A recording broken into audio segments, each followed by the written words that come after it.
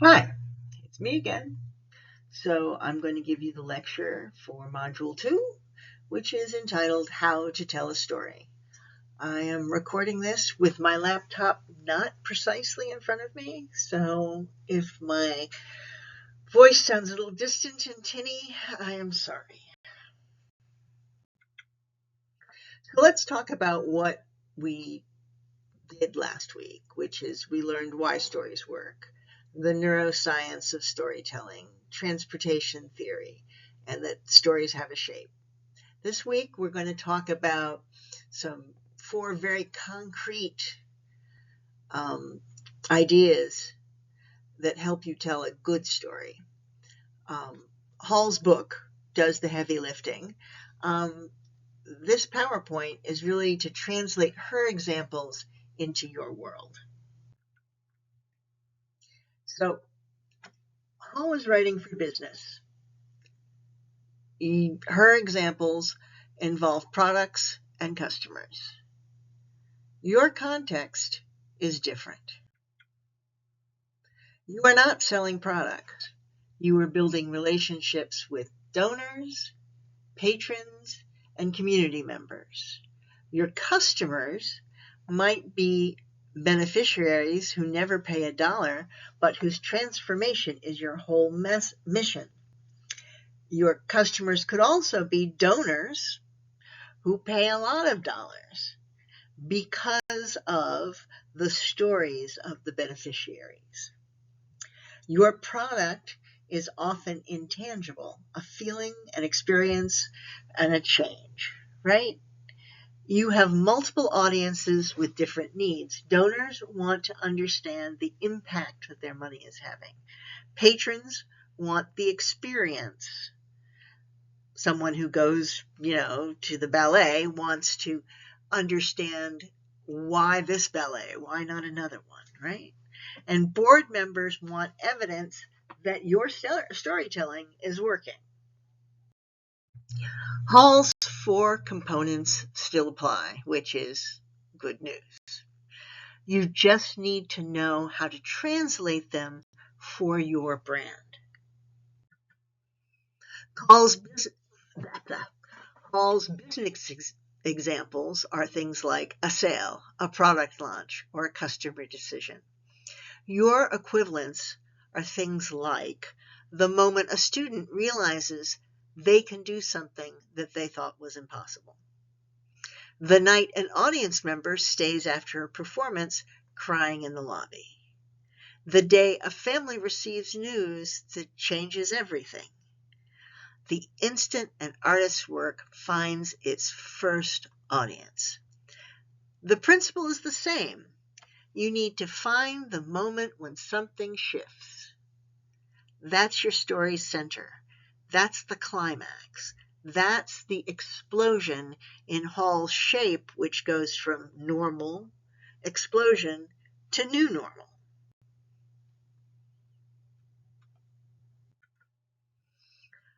Hall focuses on customers and employees. Your cast is a little bit larger.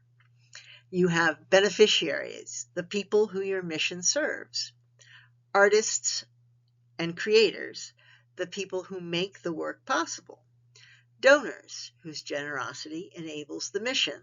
Now, donors can also be characters. Volunteers and staff, the people who show up, and community members, which is the world you are trying to change. The key is still, when you're talking about characters, I need to be able to identify them.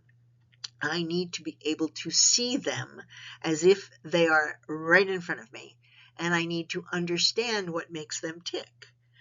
Make them specific. Don't talk about the children we serve, but Maria, who showed up the first day unable to look anyone in the eye. With emotion, you have the advantage. Nonprofits deal in real human stakes, health, education, art, justice, community, and the emotion is already there. The risk, however, is leaning too hard into suffering or sentimentality. Poverty porn, environmental devastation porn, inspiration porn. These backfire because people either don't believe them or they start developing a resistance or the Overton window moves and they are no longer affected by these stories. Hall's principle still applies. The emotion should emerge from the story, not be imposed upon it. You shouldn't start off saying, I want to make someone feel sad, right? You need to find the story, and whatever emotion comes out of the story, and a good story needs to have an emotion emerging from it, right? That's the one you tell. So you show the moment, and the feeling comes from there.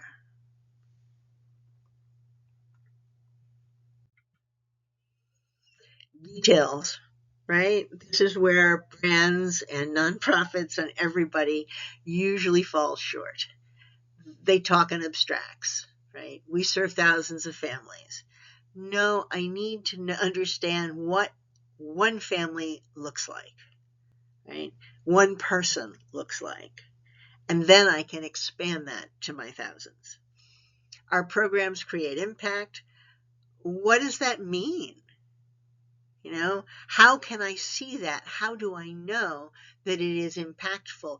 Remember, you need to show, not tell. You tell me that your programs are creating impact. Why should I believe you? The same thing with the, community benefits, right? If the community benefits, don't tell me. You need to show me how with concrete, specific details. Specific details make your abstract missions clear. The smell of the rehearsal room, the color of the thank you note, the sound of the applause, these are the things that people remember. So when you look at your organization this week for the assignment, use Hall's framework as the diagnostic tool to judge their storytelling. Do the current stories that they tell have significant moments or just some information? Are the characters specific and identifiable or generic? Is there authentic emotion or manufactured sentiment? Are the details of the story concrete or are they abstract and forgettable? The gaps are where you find your opportunities to improve on the story. And that's what we'll be doing for the rest of the class. If you have questions, do not hesitate to reach out. I think I'm going to add a discussion board maybe where you can put questions up. But the best way, if you have questions, is text me or email me, but text is best.